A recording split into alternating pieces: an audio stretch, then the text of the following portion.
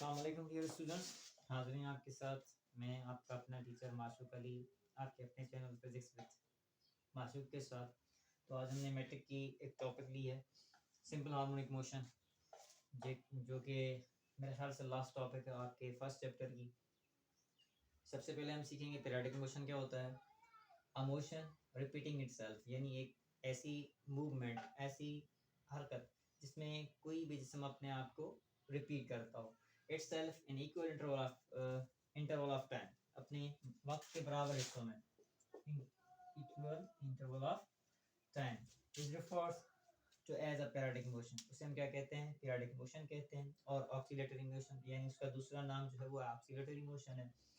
अब पहले हम डिफाइन करेंगे सिंपल हार्मोनिक मोशन क्या होता क्या है। सिंपल हार्मोनिक मोशन हम किसे कहते हैं?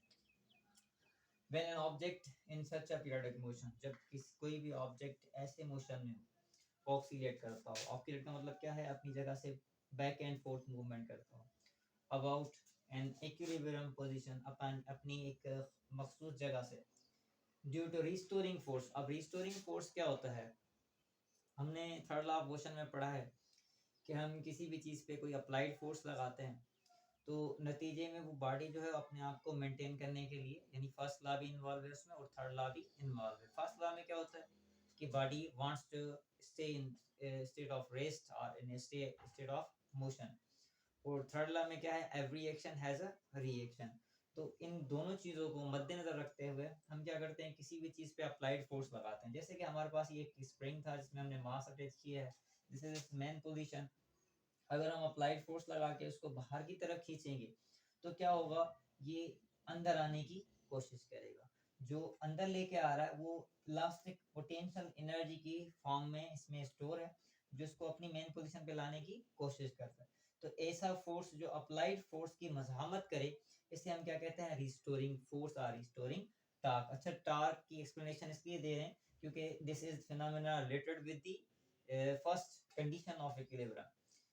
Torque, such a force or torque will return the system to the equilibrium position. क्या करेगा? ये फोर्स जो है उसको अपनी मेन पोजीशन में लाने की कोशिश करेगा।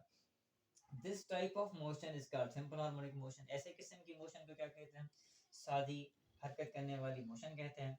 It is defined as, अब हमने इसकी डेफिनेशन लिखी है, वो क्या है? When an object oscillate, अगर कोई भी ऑब्जेक्ट अपनी जगह से ऑक्सीलेट करे, मतलब क्या करे? टू एंड फ्रो कर की मूवमेंट करे अबाउट अ फिक्स पोजीशन, अपनी एक फिक्स पोजीशन से, जिसे हम मेन पोजीशन भी कहते हैं। I have written main position. When it displaced, अब क्या किया हमने? इसको डिस्प्लेस किया अपनी ओरिजिनल पोजीशन से, इसको बाहर की तरफ खींचा है। It displaced, when it displaced it accelerate, क्या होगा? हम इसको जब छोड़ेंगे तो क्या करेगा? एक्सेलरेशन प्रोड्यूस होगी जो इसको अंदर की तरफ खींचना की कोशिश करेगी। It's directly proportional to its displacement, यानी जितना हम बाहर से इसको एक्स डिस्टेंस पे खींचेंगे उतनी एक्सेलरेशन क्या होगी? ज्यादा जो है वो इनवर्ड होगी। और एक चीज का ख्याल रखना चाहिए कि every elastic body has a limit, जिसे हम क्या कहते हैं? Elastic limit. अगर हम इलास्टिक लिमिट क्रॉस कर लेते हैं तो बॉडी कभी भी अपने वापस रिस्टोरिंग फोर्सेस पे अमल नहीं करेगा। अब इलास्टिक लिमिट क्या होता है? A limit in which body regain its original position, that limit is called elastic limit. यानी हम इसके यानी स्प्रिंग को इतना खींचना है कि वो अपनी वापस पोजीशन में आ सके। ऐसा नहीं कि हम इसको खींच के सीधा ही कर दें, तो फिर हमारी जो है वो रिस्टोरिंग फोर्स की कहानी क्या हो जाएगी? खत्म हो जाएगी, क्योंकि जिसमें इलास्टिक पोटेंशियल एनर्जी वो कंप्लीटली डिस्ट्रॉय हो जाएगी। Oscillate about a simple harmonic motion. It is defined as when an object oscillate about a fixed position, जब हम उसे fixed position से क्या करेंगे? main position से displace करेंगे। when displaced it accelerate, acceleration is directly proportional to its displacement, जिसमें जो acceleration produce होगी वो displacement के साथ क्या करेगी? सीधे तनासब में होगी। from the main position and always directed toward the main position, उसका direction कहाँ होगा? applied force का outward है तो restoring force का inward होगा। तो जाहिर सी बात है ये action है, ये क्या है आपका? रिएक्शन है। तो reaction always express in negative sign और बाय द नेगेटिव साइन। अब derivation of equilibrium according to Hooke's law, अभी डेरिवेशन में हम क्या करते हैं? रेफरेंस देते हैं हुक्स लॉ का। This phenomena were introduced by the scientist Hooke's, और उसने कहा था कि हम किसी भी इलास्टिक बॉडी को अगर डिस्प्लेस करते हैं तो जितना हम फोर्स लगाएंगे उतना ही उसमें क्या होगा, डिस्टेंस कवर होता है within the elastic limit. ये कंडीशन है, इलास्टिक लिमिट क्रॉस नहीं करनी। तो F is proportional to X, this is Hooke's law. अब क्या करते हैं हम, यानी प्रोपोर्शनल की साइन साइंटिफिक मेथड है, साइंटिफिक रूल है जी कि जब हम प्रोपोर्शनल की साइन खत्म करते हैं तो यहाँ पे कांस्टेंट देते हैं। हमने कांस्टेंट दिया है k। अब f is equal to minus k x. अब x जो है वो ऑलरेडी डिफाइन है, मैंने ऊपर एक्सप्लेन किया था उसको फिगर के हिसाब से कि अप्लाइड फोर्स आउटवर्ड है यानी पॉजिटिव x है, तो जाहिर सी बात है एक्सेलरेशन जो प्रोड्यूस होगी वो नेगेटिव x की तरफ होगी, यानी रिस्टोरिंग फोर्स। अब हम इसको एफ एस से यानी रिप्रेजेंट करते हैं। इसको हम स्प्रिंग फोर्स भी कह सकते हैं, इसको आप रिएक्शनल फोर्स भी कह सकते हैं, इसको आप रिस्टोरिंग फोर्स भी कह सकते हैं। तो ये तीनों टर्म्स जो हैं, यानी दोनों नाम्स जो है तीनों टर्म्स के लिए वैलिड है। अब हमें पता है according to second law of motion, अब सेकंड लॉ ऑफ मोशन क्या कहता है, F is equal to m into a, therefore ma is equal to minus kx। यहाँ पे m मल्टीप्लाई कर रहा है, वहां जाके क्या करेगा, डिवाइड होगा। तो हमें पता है कि बोथ टर्म्स आर कांस्टेंट, यानी ये k जो है वो आपका स्प्रिंग कांस्टेंट है, m क्या है, मास ऑफ द बॉडी है। दोनों टर्म्स कांस्टेंट है, कांस्टेंट को रिमूव करेंगे, बराबर की साइन को रिमूव करेंगे, अगेन प्रोपोर्शनल की साइन पुट करेंगे, F is proportional to minus x and this is the required relation.